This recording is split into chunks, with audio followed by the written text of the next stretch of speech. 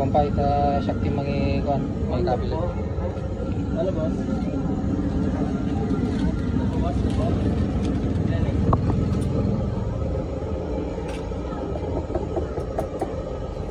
Magsasalang.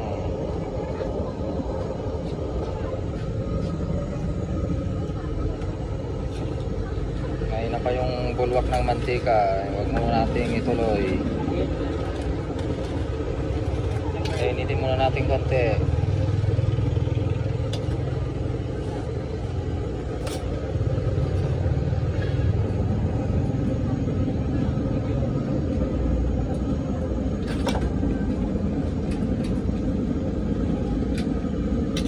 Yan, medyo lumalakas na yung ano, yung bula-bula niya.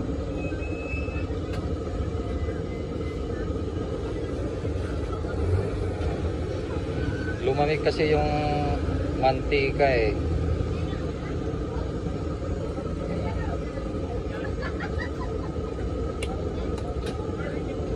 Yan.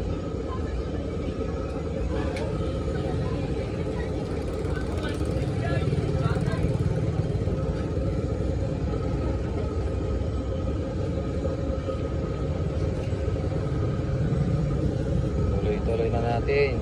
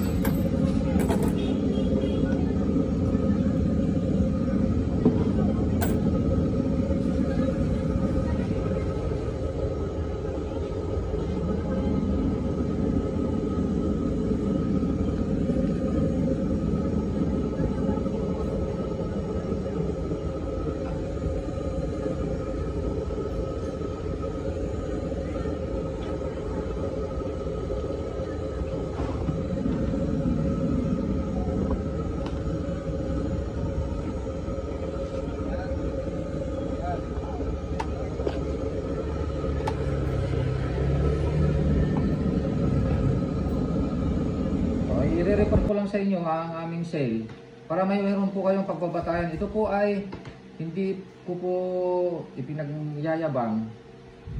Gusto ko lang na ma-share ang negosyong fried chicken. Kaya ina-update ko kayo kung ano yung nangyayari sa negosyo namin na fried chicken para meron kayong mapagtularan ba, meron kayong idea kung ano ang nangyayari sa fried chicken ni Kalakay. Ayan.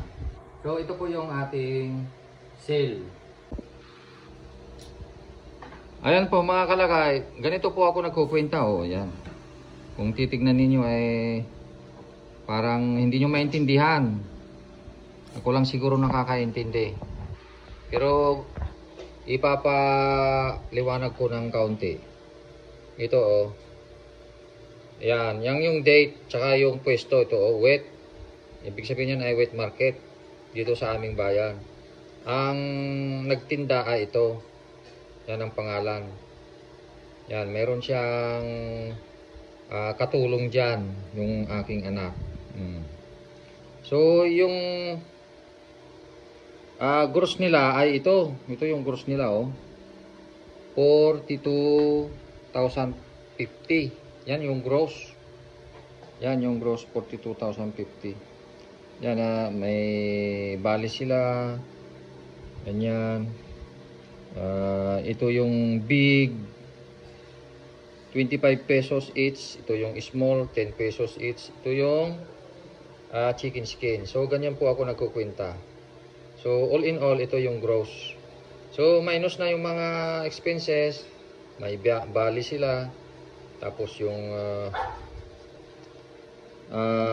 lahat-lahat na kung magkano yung mga i-remit nila, itatali dun sa pera. So, mayroon siyang short na 25. So, ganyan po. So, ang gross, 4,250. Yung sa isa naman, mga kalakay, ito, yan. Oh. Ang gross niya, ito na, nakakulog na, nakakulong na, 8,250. Yan, so nakakota siya kasi ang kota namin ay 8,000. Kapag ka nakakota ka ng, or nakabenta ka ng 8,000, may 100 pesos ka na, kaya meron siyang 100 pesos. Yan. So yan ang gross niya. Tapos ganito. Yung sa kabila naman sa isa, mayroon siyang 6,075. Yan yung gross. Hindi siya nakaabot sa quota. Yan. So buti na lang at nagka 6,000 pa. Kasi maghapon na umulan eh. Kung tumigil man ay saglit lang. So laking pasasalamat na natin. Yung isa naman, pinakahuli, ang gross niya ay 9,890. So, siyempre, lampas quota na yan. So, may 100 pesos siya dyan. Yan. Yan ang gross niya. 9,890. So, all in all, ito na. Nailista ko na rito.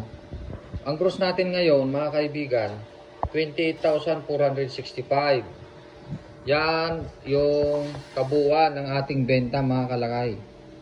So, benta pa lang yan. Ileles pa natin yan. Yung mga bayad ng manok, harina, mantika, gasol, gasolina sa service, labor. Yung labor, alam nyo na, yung bayad ng ating mga vendors. So, ileles pa dyan. So, ang matitira dyan, yung tinatawag na net income, yan. Kung ang ating net income ay, halimbawa lang, 10%, meron na tayong 2.8 dyan. Kasi i-times natin dyan ng 0.10. Yan. So, magiging 2.8 na siya. 2,800 ang net income natin. 2,800. Yan yung sa Ilocano ganansya o tubo. Yan. 2,800. Pag 10%. Pero kapag ka umabot ng 25%, halimbawa, edi 0.25 times 0.25 mo dyan. Alam mo na kung magkano yan yung magiging net income natin dyan. Halimbawa lang hindi ko sinasabi kung ito yung ating net income o yung 10% ng net income. Depende po yan sa ating expenses. Kung magkano yung bili natin ng mga materials natin tulad ng mantika, harina, yung gasol, kung magkano ang... So, depende po yan. Kaya, may net income ng 10%, merong 15%, may 20%. Paano na lang kung 25% nga po ang ating net income, magkano na? Ayon sa aking pagkwenta ay umaabot siya ng 7,000 something, mga ganyan. So 7,000 plus ang net income ng 25%. Ayan. So ibig sabihin 1/4 ng 28,465 ang iyong kita. So ganun po mga kaibigan. Ayan mga kaibigan. So example lang po yun. Hindi ko po sinasabing 10% ng income natin. Hindi ko po sinasabing 55%. Nandun na mga kaibigan. At kwentado ko na ang ating net income mga kaibigan. So ito po yung ating pinagbintahan ngayon, lahat-lahat. Ang gross natin, nasabi ko na po, 28,000 plus. Yan, no? Yan po yung pinagbintahan natin ngayong araw na to. Yan.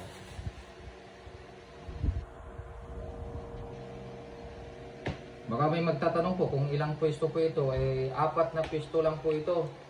Paano na lang po yung mga nakapagpwesto ng mga 6, 8, yan, 12. Meron po akong naturuan na ating talakay. Nakapwesto na siya ng 12 na pwesto dyan sa bandang Pampanga. Shout out.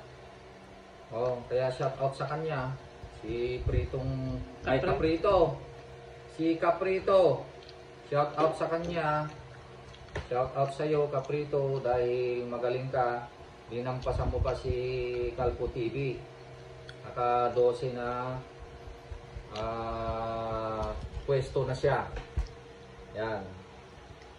So, depende po sa atin kung kaya po natin na mag-leverage ng marami. Maganda po kung kaya nating i-manage. Kaya lang, meron po tayong vlog tungkol po sa disadvantage ng maraming pwesto. Meron ng advantage at merong disadvantage mga kalakay. Depende po sa kakayanan natin na mag-manage. Magpupwesto ka ng marami pero hindi mo kayang i-manage, edi malulugi ka. Ang aking payo sa inyo ay yung kaya. Kung kaya nyong i-manage, yung kaya nyo.